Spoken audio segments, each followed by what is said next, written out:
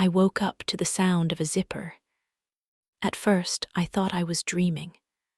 It wove itself into whatever half-formed story my mind had been telling. Something about trains, I think, and then it cut through, sharp and real. A pause, a rustle. Another zip, slower this time, as if someone were trying not to make noise and failing. For a moment, I just lay there in the dark, staring at the faint rectangle of the window across the room. The streetlight outside slips around my curtains no matter how I arrange them, a thin gray glow I've grown used to. My heart started that odd, fast flutter it does sometimes when I stand up too quickly. I listened. There it was again. A soft thump, the closet door clicking gently against its frame. My first thought was ridiculous. Mouse. At 76, I still haven't outgrown the absurd belief that tiny creatures can somehow sound enormous in the dead of night. But mice don't use zippers. Just yesterday evening, Evan had been here, sitting at my kitchen table, elbows too big for the space, telling me about some class project while I overcooked the green beans. He comes by on Thursdays after school, has for years now. We make dinner together, sometimes watch those terrible cooking competition shows he likes.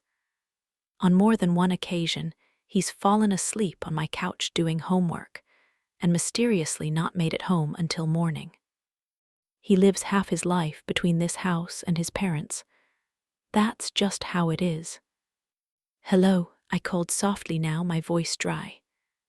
The noise stopped. The air in the room changed. You can feel someone else's presence even when you can't see them. And suddenly, I was very aware that I was not alone. "Grandma," a voice whispered. I relaxed and tensed in the same breath. "Evan," I pushed myself up on my elbows, blinking into the dimness. The house never gets truly dark. That streetlight always sneaks in. I could make out a tall shape near the foot of the bed. My old suitcase, the blue one with the worn handle, sat open on the chair by the door. "What on earth are you doing, sweetheart? What time is it?" He was close enough now that I could see his face. My grandson's features, his father's jaw, his mother's eyes, my own stubborn eyebrows, were drawn tight with something I didn't recognize. "It's late," he whispered. "Early, I don't know, around 2, I think." 2, I glanced vaguely toward the alarm clock, but the red numbers were just a blur without my glasses. "Why are you in my closet at 2 in the morning, packing my suitcase like a raccoon with opposable thumbs?" He almost smiled at that, but it died before it reached his eyes. "Grandma," he said, voice low but firm, "we need to leave tonight." The words didn't make any sense at first. My sleepy brain tried to paste them over some familiar adult script. You need to rest. You need to take your pills. You need to drink more water. Leave was not on the list. "Leave," I repeated. "Leave where? Is something wrong with the house? Did the furnace blow? Is there a gas leak?" My imagination jumped straight to disasters, because that's what late-night phone calls and knocks at the door mean at my age. Disaster or death, and sometimes both. "No," he said quickly. "The house is fine, you're fine," he swallowed. His Adam's apple bobbed in the shadow. "But we can't stay here, not after tonight. I'll explain in the car, okay? Can you get up? I already put some of your clothes in here and your medicine and your photo albums." "My what?" That jolted me more than the hour. "You went through my drawers and took my clothes and my pills and my pictures in the middle of the night." "I'm sorry," he said immediately. There's not a lot of time." There it was again, that word. Time. I swung my legs over the side of the bed, feeling each joint complain in sequence. My slippers were under my feet, Bless my past self for that small bit of foresight. I reached for my glasses on the nightstand and slid them on. The room snapped into focus. My suitcase was almost full. Shirts, carefully folded, my navy cardigan, the sensible shoes I wear to church. On top of everything, my blood pressure pills sat in their plastic bottle like a period at the end of a sentence. On the dresser, my wedding photo was missing from its usual place. My heart lurched. "Where's your grandfather?" I asked before the rest of my brain caught up with my tongue. It's been 6 years, but habits don't care about facts. Evan's face softened just a fraction. "The picture's in the suitcase, Grandma," he said gently. "I put it in the side pocket so it won't break." I let out a breath I hadn't realized I was holding. "Don't do that to an old woman," I muttered. "You can't just remove people like that without warning." His mouth tightened. For a second, something moved behind his eyes. Guilt, anger, fear. It flickered too fast for me to catch. "I know," he said. "I'm sorry, but we really need to go." "I'm not going anywhere until you tell me what's happening," I said, more sharply than I'd intended. "Are your parents okay? Is your father all right?" The last time someone had woken me up in the middle of the night, it had been a state trooper on my doorstep, hat in hand, telling me things about a stretch of highway I'll never forget. I felt that old, blind panic rising, the one that says brace yourself even when you don't know what for. "Dad's fine," Evan said quickly. "He's at work, Mom's home, everyone's alive, I promise." "Then why in God's name are you dragging an old lady out of bed and packing her life into a suitcase like we're running from the law?" I asked. He looked at me for a long moment. His voice, when he spoke again, was very quiet. "Because if we wait until morning," he said, "it'll be a lot harder to fix."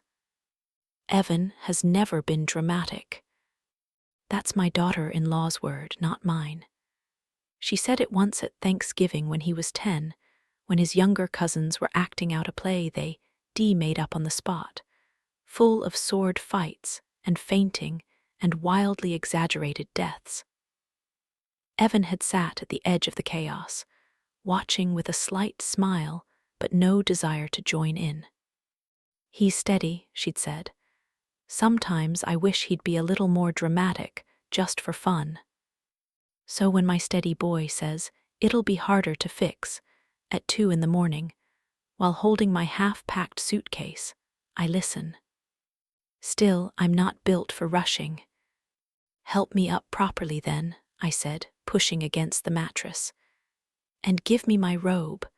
I'm not going anywhere in my nightgown. The neighbors will talk." He moved quickly, in that awkward way teenage boys do when they're suddenly confronted with their grandmother's humanity. He offered his arm, turned his gaze politely away as I slipped my robe on, then steadied me as I stood. My knees protested. My head swam for a moment. I gripped his forearm until the room stopped tilting. "Slowly," he said, "we're not that desperate." "I thought you said we were," I replied. He huffed a tiny breath that might have been a laugh. "We have time for you to walk safely to the car," he said. "We just don't have time for waiting." That word dropped between us like something heavy. Waiting. At my age, waiting usually means someone else is making plans. "Evan," I said, my voice very calm in the way it gets when I'm anything but "What plans?" He hesitated. "Can we get in the car first?" he asked. "I swear I'll explain. If Dad comes home early from his shift, or if Mom wakes up and checks your room and calls him, or if he decides to swing by before work like he sometimes does." I looked at him then, really looked. His hair was mussed, like he'd been running his hands through it. There were shadows under his eyes that had nothing to do with the hour. His shoulders were hunched in a way that reminded me uncomfortably of his father at 16, the year everything went sideways for a while. He was scared, not in the abstract way young people get scared about exams or crushes or the future. Scared in the way people get when they've seen something they can't unsee. My first instinct was to say nonsense and go back to bed. My second was to march down the hall, flip on Daniel's bedroom light, and demand he explain what his child was talking about. My third, the one that finally won, was quieter and more practical. I can walk to the car. I can listen.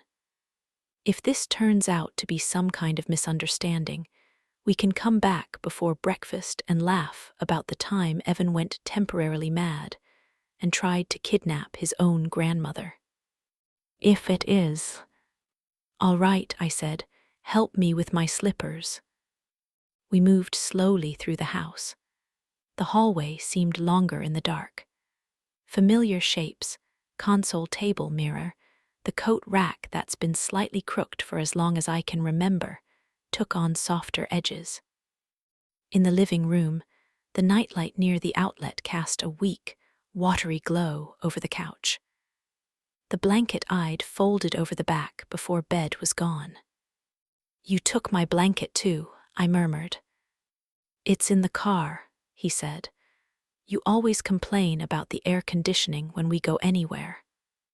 That small, ordinary detail punctured something inside me. If this was madness, it was a very thorough kind. At the front door, I paused. My keys hung on the little hook by the frame, next to the ceramic angel my sister gave me the year my husband died. Evan reached for them. I pulled my hand back, just out of habit. Keys are control. Keys are proof you live somewhere by choice. Grandma, he said softly, please. I looked at him, then at the keys, then at the dark rectangle of the door. I took them off the hook myself and dropped them into his open palm. The night air hit me like cool water. It's funny, the things you notice when you're out at an hour you're usually asleep. The street was quieter than I'd ever seen it. No cars. No porch lights, except for the Jacksons' automatic sensor across the way. The sky was that in-between color, not fully black, not yet touched by dawn. Evan had parked his car halfway down the driveway instead of up by the house. Another small decision that felt suddenly very large. He opened the passenger door for me and helped me in, fussing with the seatbelt like a man twice his age. My blanket was folded on the seat. He shook it out gently and laid it over my lap. Thank you, I said automatically. He closed the door softly, ran around to the driver's side, and slid in. His hands on the steering wheel were pale in the dim light. As he started the engine, my gaze drifted back to the house. My house, the front windows dark, the curtains drawn, the little ceramic angel still hanging by the door inside. It looked exactly as it always had, and yet my chest ached as if I'd just watched something break. We're coming back, I said aloud, more statement than question. Yes, he answered quickly. I'm not, this isn't permanent. I just need to get you out before. Before what? I asked. He pulled out of the driveway, checked the mirrors like he was taking a driving test, and turned onto the empty street. For a few blocks, the only sound was the hum of the engine and the faint rattle that it's had since last winter. Before they move you without asking, he said finally. The words barely sounded like English at first. Move me where? I asked, my voice thinner than I wanted it to be. A facility, he said, a place, A home. He struggled with the term, as if the right one might somehow make it better. I stared at him. Your father, I said slowly, and your mother are planning to put me in a home. He didn't answer right away. He thinks he's doing the right thing, Evan said finally. He says you'll be safer and looked after and all that. But Grandma, he also signed some stuff, papers, and he didn't tell you.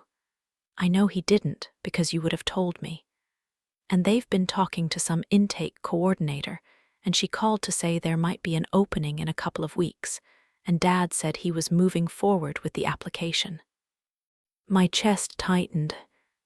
I would have told you, I whispered. Exactly, he said, glancing at me for a heartbeat before looking back at the road. So if he didn't tell you, and he's signing things, and there's a lady with a clipboard who keeps calling the house, and there are brochures in the kitchen drawer with addresses circled. He shook his head. I couldn't let them slide you into it like it was already decided, he said. You deserve to know. You deserve to decide. I sat there, wrapped in my blanket, feeling the world tilt. I've joked about ending up in a home for years. That's what people my age do, to defang the fear a little. We say things like you'll have to wheel me there yourself, and just don't stick me somewhere that smells like boiled cabbage. We laugh. We move on. But the thought of my son signing papers without me, discussing my life in terms of placement and care plan and availability, of strangers evaluating my worth based on checkboxes. Anger rose, hot and immediate. He doesn't get to decide that without me, I said. I know, Evan said quietly. That's why we're leaving, and that's why I made you an appointment. For what? I asked. With a lawyer, he said. I turned to stare at him. You made me what? An appointment, he repeated. With the lawyer my friend's parents used when they helped his grandma set stuff up. You know, powers of attorney, wills, that kind of thing. He said the guy was good. And nice. Not sharky. I couldn't help it. Even in that moment, a bewildered laugh escaped me. You're 17, I said. You can't even vote, but you're booking appointments with estate attorneys in the middle of the night. He flushed. 18, actually, last month, and I didn't book it in the middle of the night. I called 3 days ago. 3 days, I repeated. This has been brewing that long and you didn't say anything. I was trying to figure out if I was overreacting, he said. I thought maybe I'd misunderstood. But then today, yesterday, I guess, I heard Dad on the phone again. His knuckles whitened on the steering wheel. With who? I asked. With the intake lady, he said. He was in the dining room and thought I had my headphones on. She must have told him there was an opening soon because he said, 2 weeks. That's actually perfect. Gives me time to get everything lined up on my end.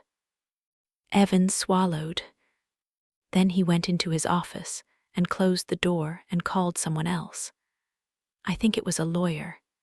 He said, I need to make sure Mom's paperwork is all in order before the placement. I don't want any hiccups if she resists. The word hung there. Resists, And later, Evan went on, I came back for my backpack and heard him in the kitchen with Mom. He sounded different, not bossy, just scared. Evan's voice went softer. He said, what if she falls and nobody's there? What if she leaves the door unlocked at night? What if I wait too long and something happens and I have to live with that? I closed my eyes for a second. That sounded like my son. My little boy who used to check 3 times that the back door was locked when his father worked nights. I get that he's scared, Evan said. I do. but he's acting like the only choices are do nothing or ship Grandma off and hope she forgives me later. I rubbed at the ache forming between my eyes. "Why didn't you just tell me all of this at the house?" I asked him after a few minutes. "Why sneak me out like contraband?"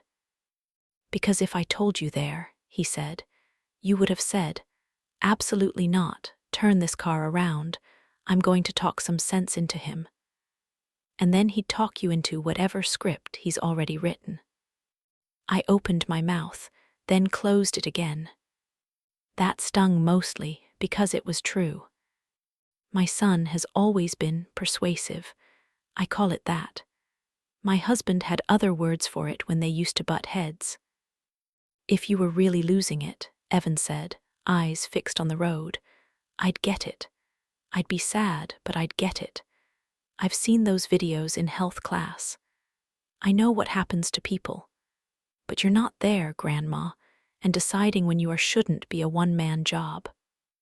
The freeway was mostly empty now. We merged onto it, the car picking up speed. Streetlights lined the edges like tired sentries. I watched them flick past, one after another, a metronome for thoughts I wasn't ready to untangle yet. "Where are we going?" I asked eventually. He let out a breath. "A motel first," he said, "just for a few hours. Somewhere Dad won't think to look right away. Then, in the morning, the appointment at 9. It's only like 15 minutes from there." "You made the appointment days ago," I said slowly, "and you didn't know if I'd come." He shrugged one shoulder. "I figured if I was wrong," he said, "I'd just cancel, or ask if they do free coffee." The motel sign buzzed faint red against the sky, one letter half burned out. By the time we pulled into the small, slightly shabby motor inn, off an exit I didn't recognize, my body ached with exhaustion. The adrenaline that had carried me out of the house was draining away, leaving a familiar heaviness in its place. "We'll just be here a few hours," Evan said, helping me out of the car. "Enough to sleep a little, clear our heads."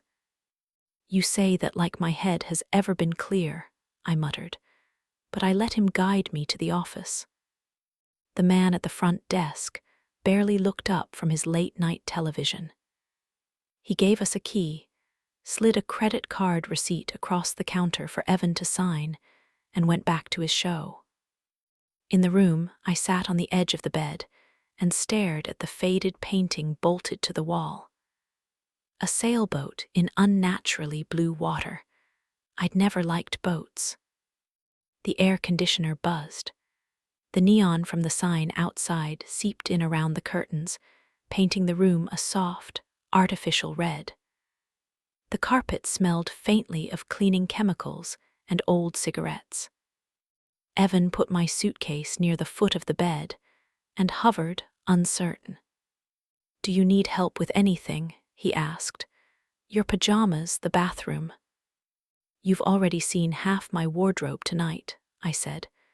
"I think I can manage the rest." He smiled, sheepish, and sat in the one chair, elbows on his knees, chin in his hands. For a moment, he looked very young. I changed slowly in the bathroom, gripping the edge of the counter when the room swam for a second. The fluorescent light showed no mercy. In the mirror, I caught a glimpse of myself, gray hair mussed, lines deeper in this harsh light, eyes sharper than I felt. "You are not furniture," I told my reflection quietly. Back in the room, Evan was still in the chair, phone on the nightstand now, hands clasped between his knees. The posture of someone waiting for a verdict. "I texted Mom," he said, "told her I'm staying at a friend S. I didn't say which one. I'll deal with Dad later." I nodded, too tired to unpack what deal with might mean. He stood, suddenly awkward again. "Do you want me to sleep in the chair, or I can get another blanket and take the floor?" "Don't be ridiculous," I said. You'll be useless tomorrow if you fold yourself in half tonight. There are 2 beds. This isn't a 1940s movie. His shoulders relaxed a little. Once the lights were off and we'd both settled, I lay flat on my back, staring at the cracked ceiling. The hum of the air conditioner and the occasional whoosh of a car on the highway filled the pauses between my thoughts. "Evan," I said into the darkness. "Yeah," his voice came back, small in the unfamiliar room. "You know your father is going to be livid," I said. "With you, with me, with the world." "I know," he said quietly. "He can ground me until I'm 40. I'll live." "He might not forgive you easily," I said. The ceiling blurred for a moment. Sons don't like being told their mothers don't belong to them. There was a rustle of sheets. "I couldn't forgive myself," he said, "if I didn't try." Something in my chest cracked. "You're sure I'm worth all this trouble?" I asked, aiming for lightness and missing. He didn't hesitate. "Yes," he said. For a long time after that, I listened to his breathing even out. Mine lagged behind. Alone in the red-tinted dark, the bravado I'd been leaning on all night started to crumble. "What if he's right?" whispered a nasty little voice in the back of my mind. "Not Evan. Daniel, what if you are balancing on the edge of something you can't see? What if your next fall is the big one? What if you are selfishly clinging to independence you no longer deserve?" I thought about the day last month when I lost my words for a second. Standing in the kitchen, holding the kettle, staring at the stove, and unable to remember the word for the thing that makes water hot. It came back, burner, after a few heart-pounding seconds, but the echo of that blank space had followed me for days. I thought about the time, 5 years ago, when my neighbor Alice had wandered 3 streets over in her nightgown and been found by police, confused and angry, insisting her husband was late coming home from work. He'd been dead for a decade by then. What if that's me soon, I thought, walking down some unfamiliar sidewalk in my slippers, looking for a man who isn't there. The tears came then, sudden and hot. I turned my face into the motel pillow so Evan wouldn't hear. "I am scared," I whispered into the stale cotton. "I am so tired of pretending I'm not." After a while, the panic rose and fell, like a wave that forgot what it was doing halfway to shore. Underneath it, something steadier remained. "You are scared, you are older, you are not gone." I breathed slow and shaky, until sleep finally came. Morning in a motel has a different kind of light. It comes in under the curtains sideways, thinner somehow, as if it isn't quite sure it belongs there. I woke up to that pale strip of brightness on the carpet and the sound of water running in the bathroom. For a second, I didn't know where I was. The ceiling was wrong, the hum of the air conditioner too loud, the mattress both too soft and too stiff. Then it all came back in a rush. The suitcase, the drive, the word placement hanging in the air between us like smoke. I pushed myself upright slowly. My back ached, my hips complained, my mouth tasted like old pennies. Age is not kind to abrupt changes in routine. "Evan," I called. The water shut off immediately. "You okay?" His voice floated out, muffled. "I don't appear to be dead," I said, "so that's something." He cracked the bathroom door open and peered out, hair damp, face still puffy with sleep. "We've got a little time," he said. "Lawyer S at 9. It's 7:30 now." 7:30, I repeated, as if that meant anything. Time feels different on days when something important is waiting. It stretches and doubles back on itself. "I'll get us something from the lobby," he said. They've got that breakfast bar thing. You like those little yogurts, right? I like real eggs, I muttered, but I waved him off. Yogurt is fine. When he left, I swung my legs over the side of the bed and sat there for a minute, letting my dizziness settle. The carpet under my feet was rough. The air smelled faintly of cleaning spray and someone else's coffee. My mind, still half in sleep, tried to argue with the events of the night. Maybe you misunderstood, it suggested. Maybe your son is just gathering information, not making decisions. Maybe this is all a misunderstanding that will make a funny story at Christmas. The time you and Evan went on a bizarre overnight adventure because everyone overreacted. But that didn't fit with the tension in my grandson's shoulders. It didn't fit with words like opening in 2 weeks and moving forward with the application. It didn't fit with the quiet, careful way he'd looked at me when he said, "You deserve to decide." That was the part that stuck. I shuffled to the bathroom, washed my face, brushed my teeth with the free toothbrush from the little plastic wrapper. When I looked at myself in the mirror, I saw all 76 years on my skin. "You're not crazy," I told my reflection. "Tired, yes, old, certainly, but not crazy." Saying it out loud made it easier to believe. By the time I came out, Evan was back with a styrofoam plate balanced precariously, 2 yogurts, a muffin, something that was trying its best to be scrambled eggs.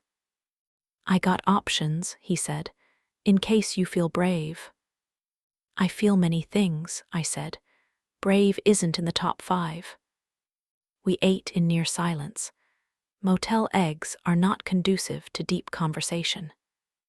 At 8:30, he checked the directions on his phone again, as if the address might have changed overnight. He helped me back to the car with the same careful attentiveness he'd shown the night before, as though I might shatter if jostled too hard.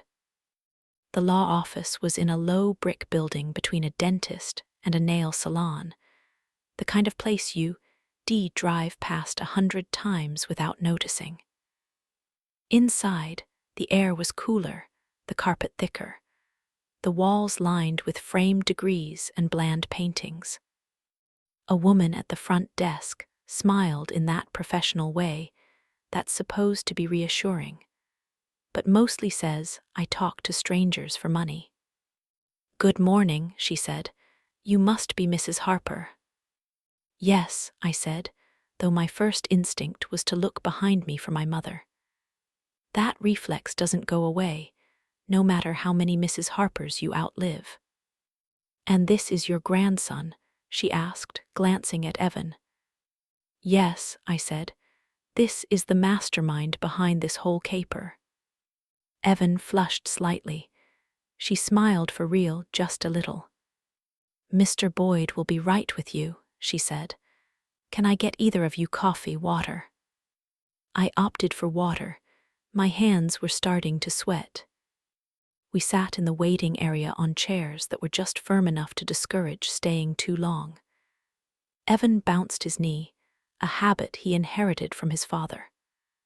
I placed my hand on his leg without looking at him, and he stilled. The door to the inner office opened with a soft click. "Mrs. Harper." A man in his 50s stepped out. Dark hair going gray at the temples, glasses low on his nose, navy suit that fit a little too well to be off the rack.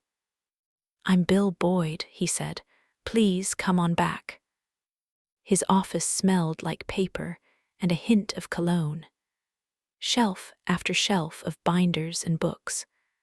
A large window looking out on the parking lot, blinds half open. He gestured to 2 chairs in front of his desk. "Now," he said once we were seated, "my receptionist told me this appointment was made by your grandson here, and that you wanted to talk about getting some clarity on certain documents. Why don't you tell me, in your own words, what's brought you in?" In my own words. That phrase always makes me feel like I'm on the witness stand. I took a breath and told him. Not everything, not yet. I didn't tell him about the 2 a.m. suitcase or the motel eggs. I told him about the dizzy spell in the kitchen and the way my son had become increasingly proactive. I told him about the brochures with addresses circled, about overheard phrases, safe, taken care of, easier on everyone, about Evan's impression of hearing the word papers a few too many times. I don't want to be reckless, I said. I know I'm not young. I know there will come a time when I need more help than my family can give. I'm not pretending I can live alone in that house forever like some heroine in a movie.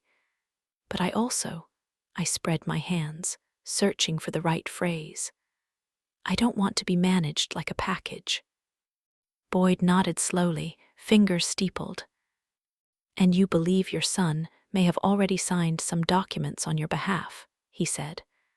Regarding future placement. I don't know what he's signed, I said. That's part of the problem. Evan leaned forward, his voice tight.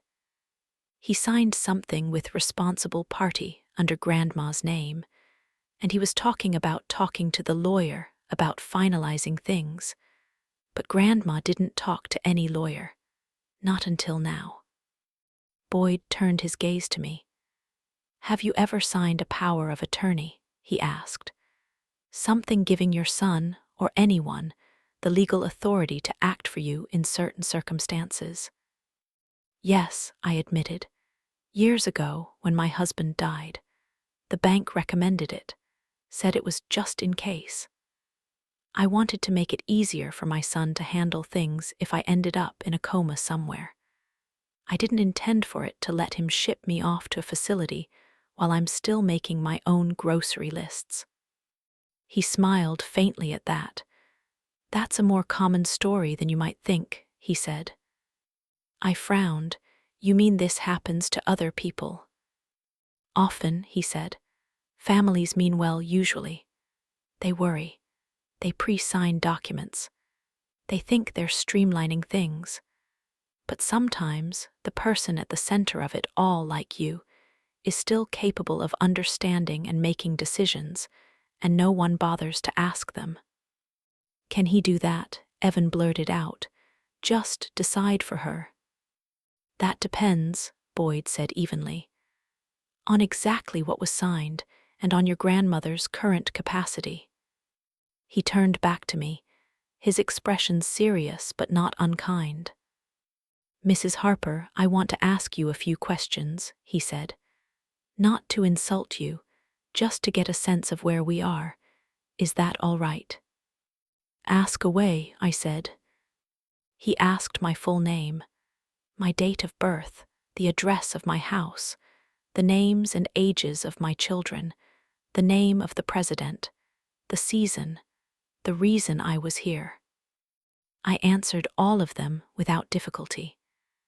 I even threw in a joke about the president that made Evan snort before he could stop himself. Boyd sat back and nodded. In my professional opinion, he said, you are fully capable of understanding your situation and making decisions about your own life. Relief washed through me so quickly I almost laughed. It's strange, needing a stranger in a suit to declare what you already knew in your bones. But hearing it said aloud, in that office, made it feel solid. So what can we do, Evan asked, about whatever Dad signed? We start by finding out exactly what exists, Boyd said. Do you have copies of the power of attorney you signed years ago? At home, I said, in the file cabinet in the spare room. And any recent mail about facilities, agencies, or legal services, he added. All of that will help. I can get them, Evan said immediately. Today.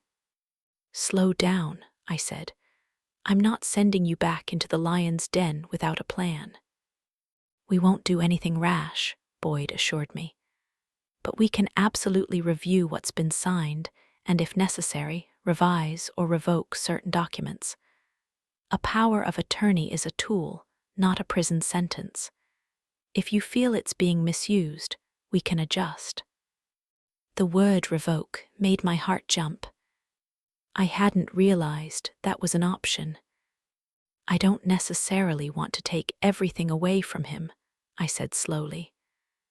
I want to be the one holding the pen when it comes to my own fate. Completely reasonable, Boyd said. There's a middle ground.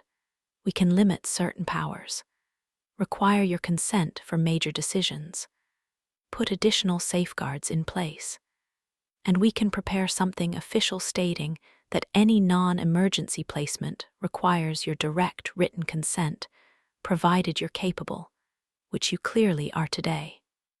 He glanced at Evan. Now I do want to be clear, he added. What we do today is a strong first step, but if your son were to contest it down the line or claim you lack capacity, there might need to be a more formal evaluation by a physician or psychologist. My assessment carries weight, but it's not the only factor. Are you all right with that nuance? I'm old, Mr. Boyd, I said. Nuance is one of the few pleasures left to me. Yes, I understand. Today doesn't freeze me in amber. He smiled. We can, however, he said, document that on this particular day, at this particular time, you were perfectly clear about what you wanted. That tends to matter. We spent the next hour going over things I'd never wanted to think about, and things I had thought about too much. Who I wanted making medical decisions if, one day, I truly couldn't. What kind of life would be unacceptable to me? How I felt about machines and tubes, and all the cold metal ways they can keep a body going when the person has already gone.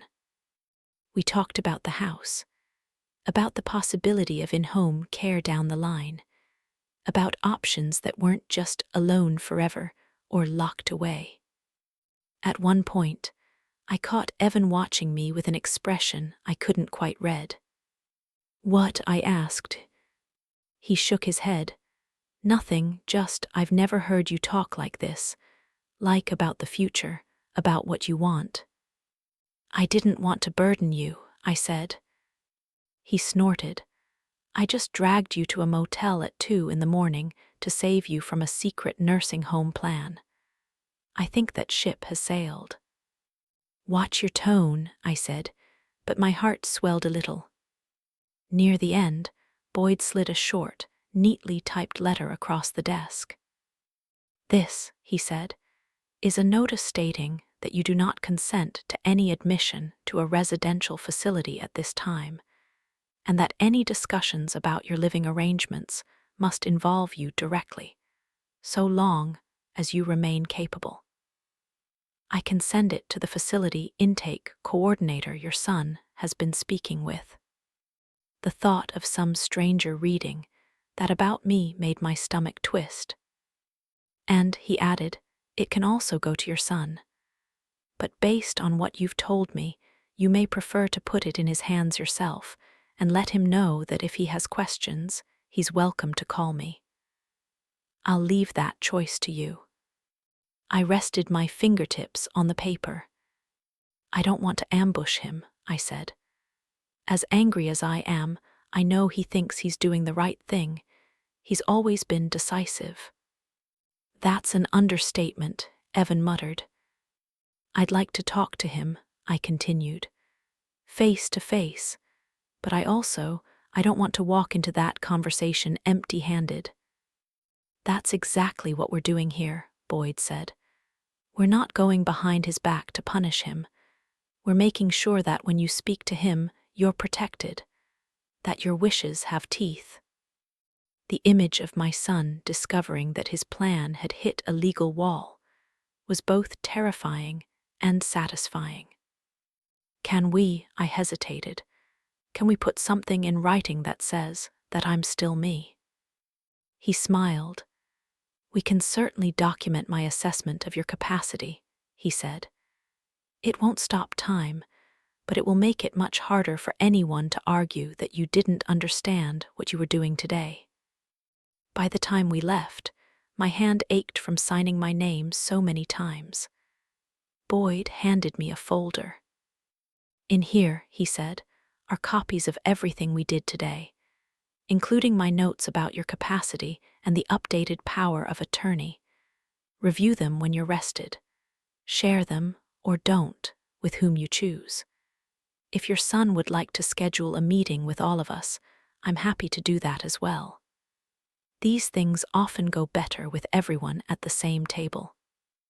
Outside, the air felt different. It was the same parking lot, the same nail salon, the same dentist, the same cracked asphalt and faded lines, but I walked to the car feeling less like cargo. Inside the car, I sat with the folder in my lap for a minute before buckling my seatbelt. "What happens now?" Evan asked quietly. "Now," I said, "we go home." His shoulders tensed. "Are you sure?" "Yes," I said. "I am not going to live the rest of my life in hiding like a fugitive. This is still my house. My son is still my son, and we are going to have a conversation like two adults who love each other and disagree." "And if he still tries to push it?" Evan asked. I patted the folder. "Then he can argue with my friend Bill here," I said, "and with my signature, and with the fact that his own son was the one who dragged me into a lawyer's office, because he was the only one who remembered I'm a person, not just a problem." Evan's eyes shimmered, just for a second. "I'm sorry," he said suddenly, "if I overstepped, if this was too much." I reached across the console and took his hand. "You woke me up," I said softly, "to pack my suitcase and get me to a stranger in a suit at the crack of dawn. That's absolutely too much." His face crumpled. "Grandma." "But," I added, squeezing his fingers, "you also reminded me that I still get to say when I'm ready to leave my home. And you did it because you love me. So I suppose I'll forgive you." He laughed, choked and relieved. As we pulled back onto the road, the folder pressed against my knees, the motel already fading into a strange blur of red neon and bad eggs, I realized something simple and enormous. Last night, I had gone to sleep believing my future was being decided in another room without me. This morning, I was wide awake.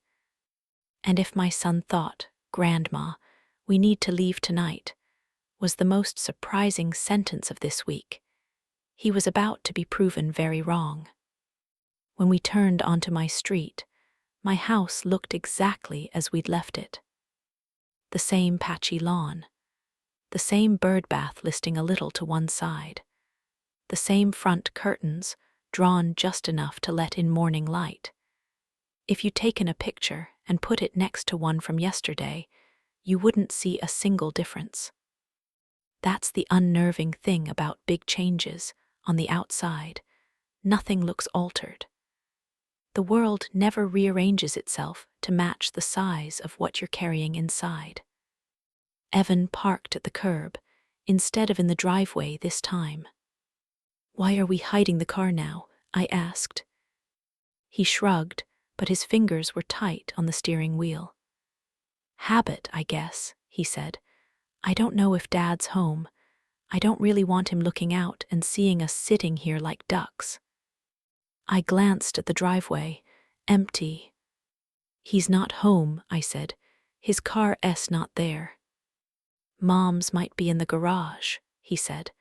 "She doesn't have anything this morning, I don't think." We sat there for a moment, the engine ticking as it cooled. "Do you want me to go in first?" he asked. "Check things out." I snorted. "Evan, this isn't a hostage situation. The worst thing waiting inside is probably yesterday's coffee grounds." His mouth twitched. He nodded, then slipped out of the driver's seat. I took a second to gather the folder against my chest, adjust my blanket over my lap like armor, and then opened my door. The walk up to the house felt shorter than it had the night before. Maybe because I knew I wasn't sneaking out this time. I was walking back into my own life. Evan unlocked the door with my keys, then handed them back to me before we went in. That small gesture made something unclench inside me. The house smelled like home, coffee, dust, a hint of whatever scented spray my daughter-in-law had fussed over last week. The living room lamp was on. Voices floated from the kitchen. "Don't know where he is, Daniel. He texted he was at a friend's, but he's not answering. I'm telling you he's fine. He's probably asleep. We'll ground him when we find." My son's voice cut off when we walked into the doorway. He stood at the far end of the kitchen, phone in his hand, pacing near the table. My daughter-in-law, Claire, sat with a mug between her hands, eyes puffy, hair pulled back in a messy knot. There was an open brochure on the table, its glossy photos of smiling gray-haired people turned face down. They both stared at us. "Mom," my son said. Relief and something like anger flashed across his face. "Where have you?" His gaze flicked to Evan. "Where have you two been?" "Good morning, Daniel," I said. My voice sounded calmer than I felt. Evan shifted beside me, hands shoved into his pockets, shoulders squared like he was bracing for impact. "Evan," my son said, his tone snapping sharp. "What the hell is this? Your mother and I have been calling you all morning. Do you have any idea?" "Don't yell at him," I said. The room went very still. Daniel turned his head slowly toward me. His eyebrows lifted a fraction. "Excuse me," he said. "Don't yell at him," I repeated. "He did exactly what I asked him to do." That wasn't entirely true. I hadn't asked him to wake me up in the middle of the night and smuggle me to a motel. But I had agreed, and more importantly, I knew what was coming next if I didn't own the story. Claire stood up, hand over her mouth. "Where did you go?" she asked, voice trembling. "We woke up and your car was gone and Mom's bed was empty and her pill bottle." "She took them with her," Evan said quickly. "I packed them. I'm not an idiot." "Language," I murmured automatically. "This isn't about language," Daniel snapped. "This is about my son disappearing in the middle of the night with my elderly mother like someone who remembers I exist," I said. The words slipped out before I could stop them. Silence dropped heavy over the kitchen.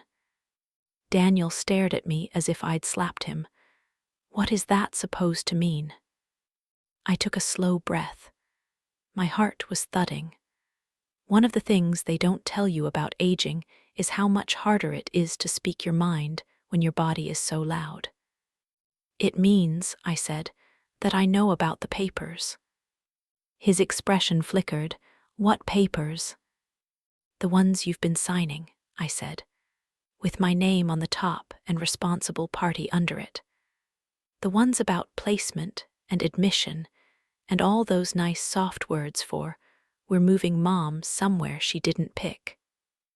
Claire made a small, strangled sound. Her eyes darted to the turned-over brochure on the table.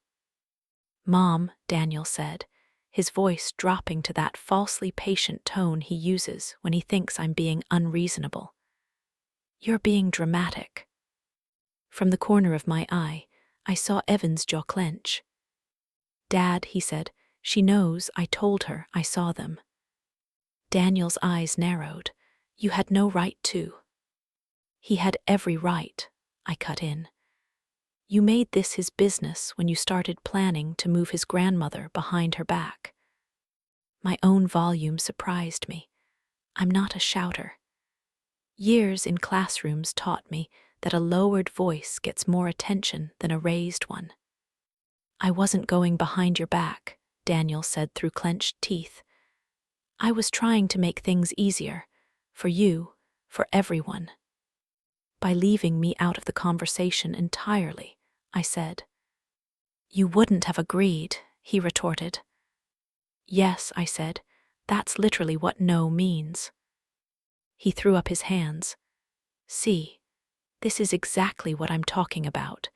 You're stubborn, Mom, you always have been. You minimize things, you brush them off. You act like everything's fine when it's not. He turned to Evan, eyes flashing. She left the stove on last week.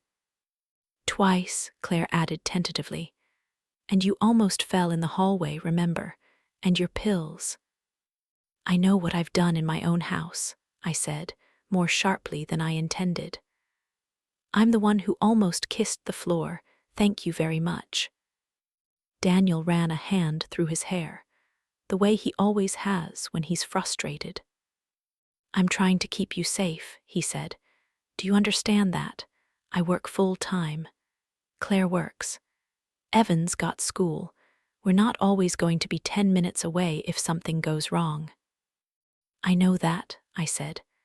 I think about that every time my knee pops or I drop a spoon. Do you imagine I'm oblivious?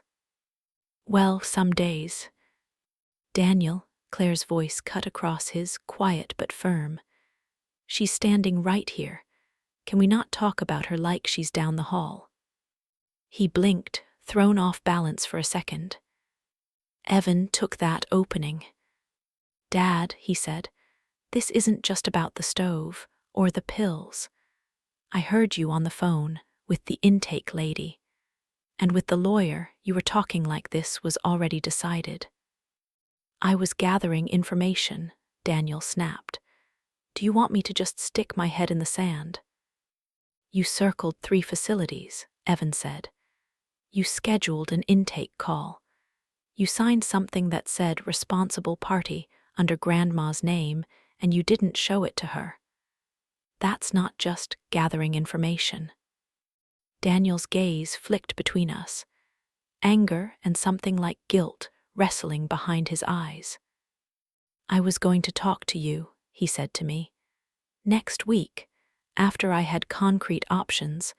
I didn't want to scare you with hypotheticals. I woke up in the middle of the night, I said quietly, to the sound of your child packing my suitcase in secret, because he believed that was the only way to give me a choice. Daniel's shoulders sagged for a moment, as if someone had punched the air out of him. Then his spine straightened again. You're a kid, he said to Evan, grasping for solid ground. You don't understand how complicated this is. Maybe I don't understand all the paperwork, Evan shot back. But I understand that Grandma knows her own name, her own address, the year, the president, and exactly what she wants. And I understand that you were talking like she didn't. Claire's fingers tightened around her mug.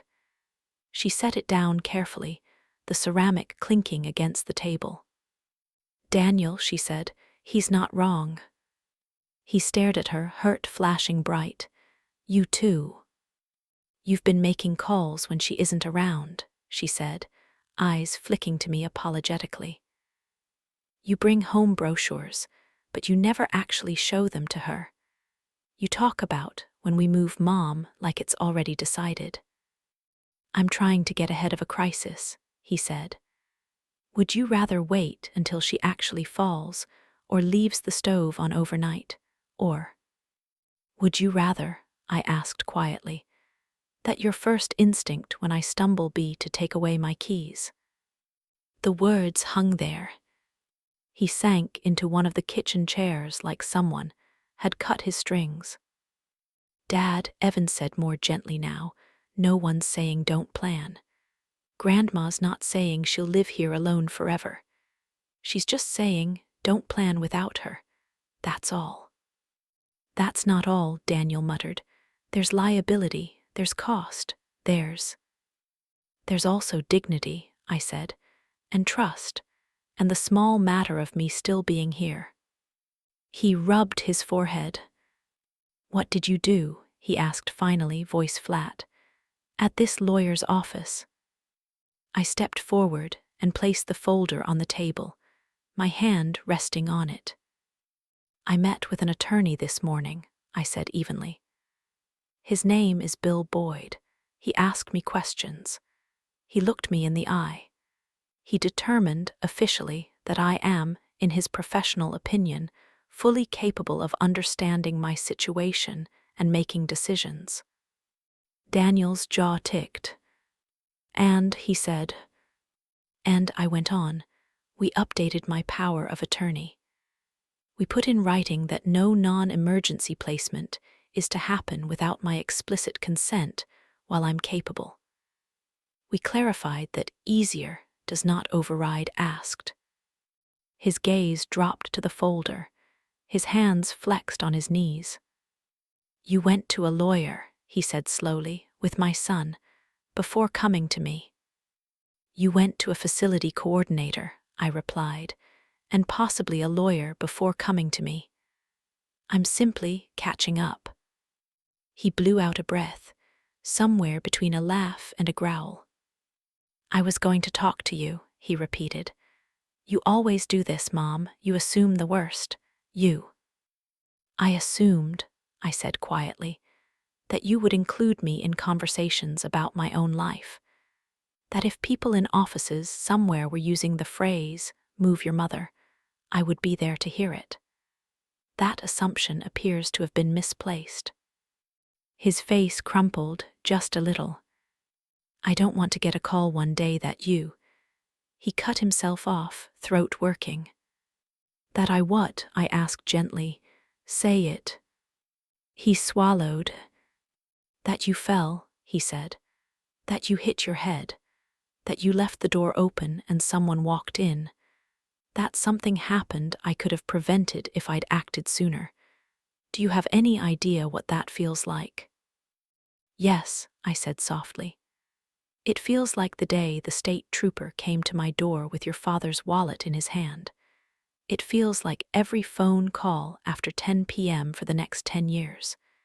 It feels like when you got your license and were half an hour late, and I nearly called the hospitals. Worry is not a new invention, Daniel. He looked down at the table, blinking hard.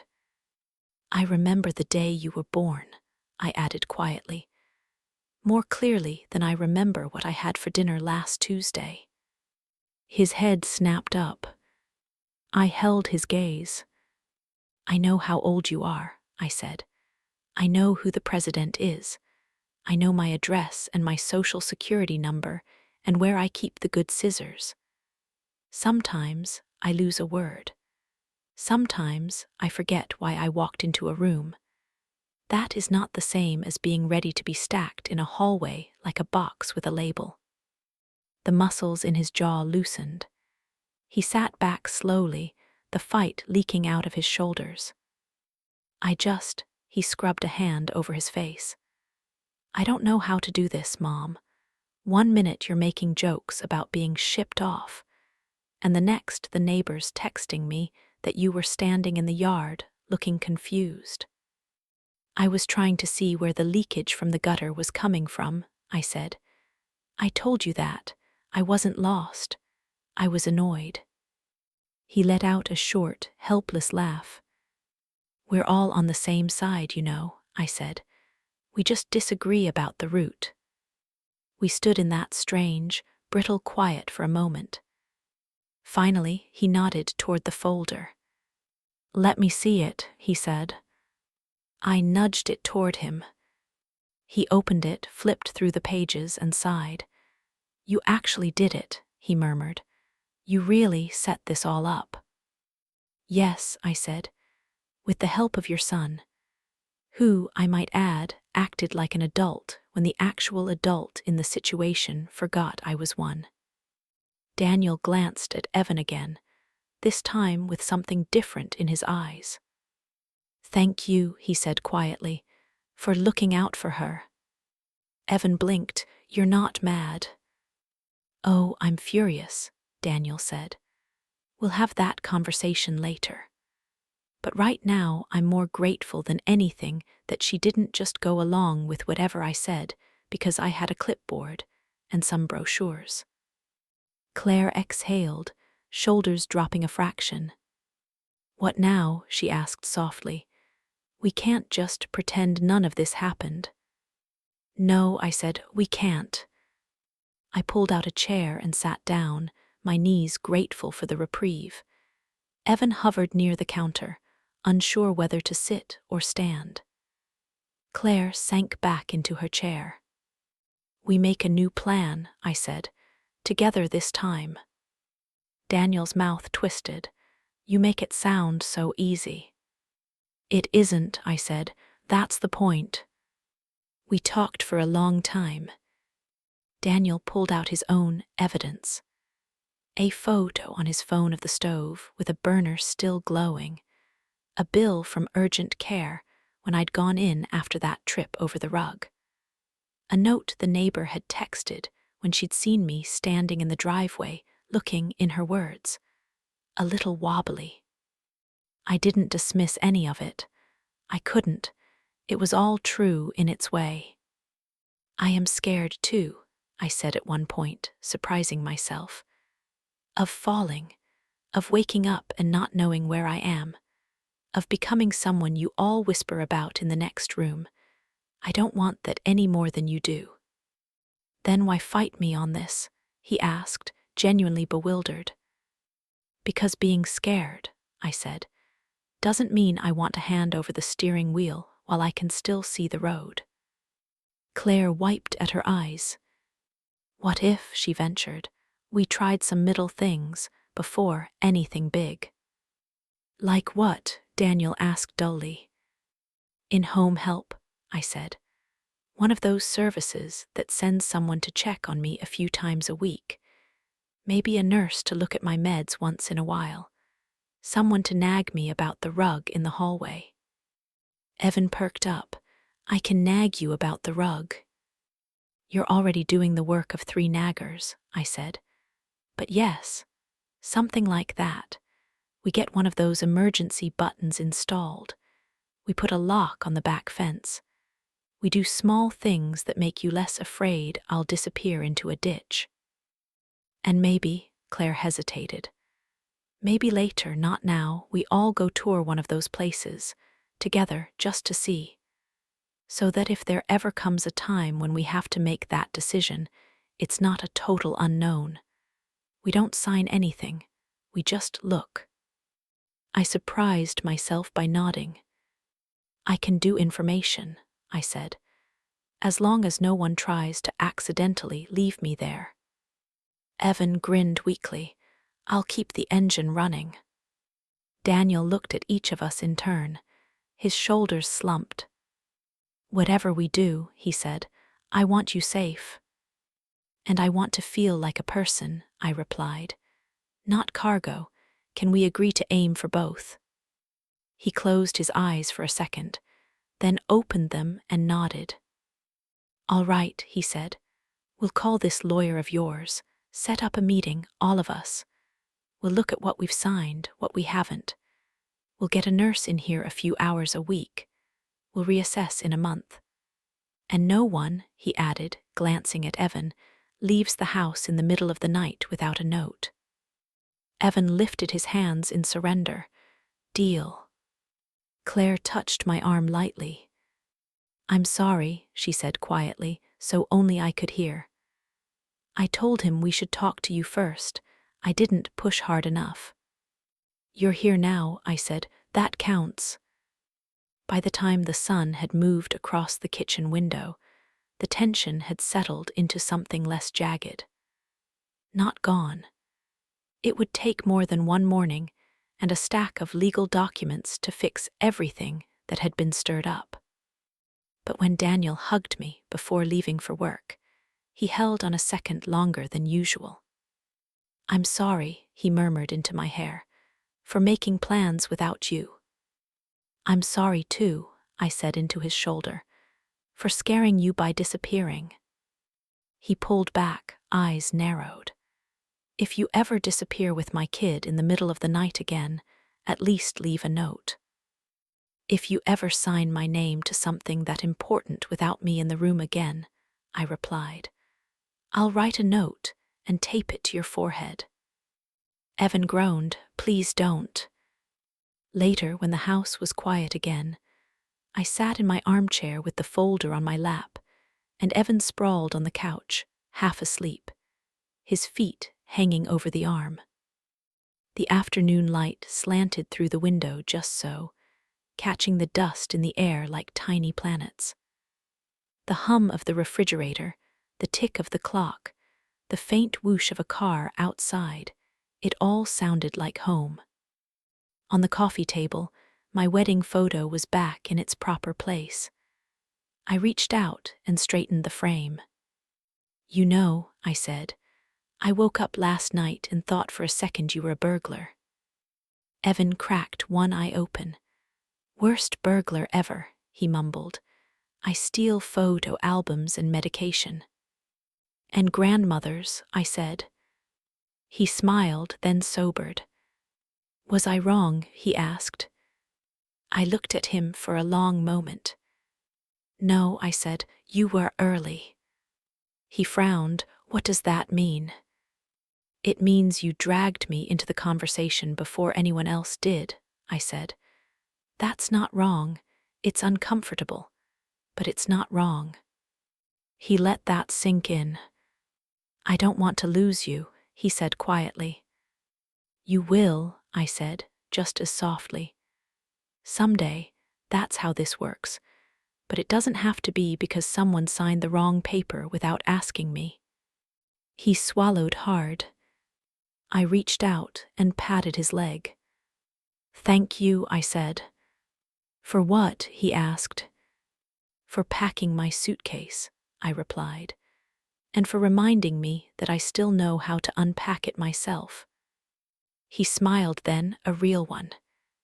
We didn't fix everything that day. There were still appointments to make, nurses to interview, paperwork to dig out of drawers. There would be arguments in the future. I had no doubt about car keys and rugs, and when exactly later becomes now. But tonight, I would go to sleep in my own bed, in my own house, with the quiet knowledge that, for the moment at least, I hadn't been moved like a piece on someone else's board. I'd walked with help to a table where my name was printed at the top of the page. And the pen, for now, was still in my hand.